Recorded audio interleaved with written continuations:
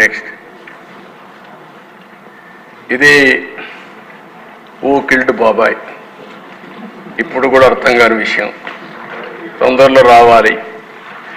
ఇది ఒక్కసారి మీ డయాగ్రామ్ చూస్తే, ఆయన ఉంటే, ఆనాటి ముఖ్యమంత్రి ఉంటే ఆయనకు అర్థమయ్యేది. మీరు ఇక్కడ చూడండి, ఫస్ట్ హార్ట్ అటాక్ సాక్షి మీడియా. మీకే ఎందుకు తెలిసింది ఫస్ట్? అంటే హార్ట్ అటాక్ అని ఎందుకు తప్పు చెప్పారు? అది అయిన తర్వాత నారాసుర రక్త చరిత్ర అవన్నీ అయినాయి. ఎంపీ, లోకల్ ఎంపీ, క్లియర్గా పోలీస్ నాట్ రిక్వైర్డ్.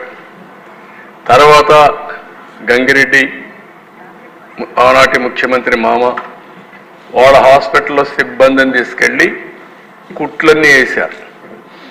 కుట్లు కట్టి మొత్తం క్లీన్ చేసి రూములంతా బ్లడ్ అంతా క్లీన్ చేసే పరిస్థితికి వచ్చారు. ఫ్రీజర్ తీసుకొచ్చారు, దాంట్లో కూడా పెట్టి అంత్యక్రియలు తీసిపోయే పరిస్థితికి వచ్చారు. ఆయన రోడ్ జర్నీలో వచ్చాడు, కోర్టుకు పోయాడు, గ్యాగ్ ఆర్డర్ తీసుకొచ్చాడు. ఆనాటి సునీత కూడా నమ్మించే పరిస్థితి తీసుకొచ్చారు.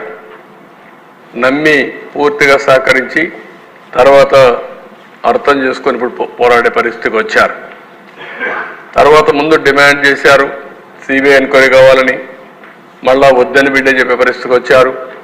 లోకల్ పోలీసు కూడా ఎలాంటి యాక్షన్ తీసుకోలేని పరిస్థితికి వచ్చారు. కేసు అగైన్స్ సిబిఐ ఆఫీసర్ పైన పెట్టారు. అక్కడ సిఐ ఎవరినైతే సస్పెండ్ చేశామో ఆ కేసులో తన సస్పెన్షన్ నుంచి రివోక్ చేశారు.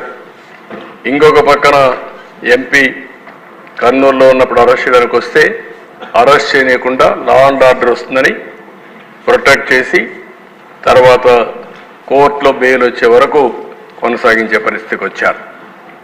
అంటే ఒక ముఖ్యమంత్రి, ఆనాటి ముఖ్యమంత్రి సొంత బాబాయికి ఈ మారిగా చేయగలిగితే ఈ రాష్ట్రంలో లా అండ్ ఆర్డర్ ఎక్కడుందో మనందరం ప్రశ్నించుకోవాల్సిన అవసరం ఉంది.